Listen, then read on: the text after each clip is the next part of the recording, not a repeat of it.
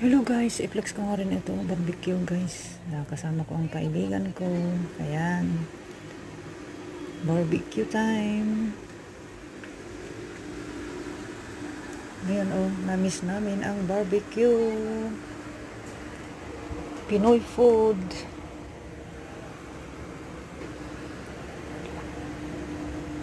Ayan guys, at saka galunggong. Ayan, talaga naman na masarap kumain pag may kasama. Kaya ayan ayan.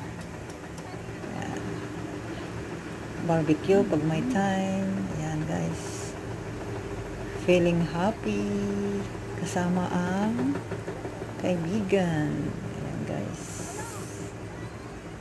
ayan, simpleng lang, pamumuhay, work, eat, gala-gala. Salamat sa panonood.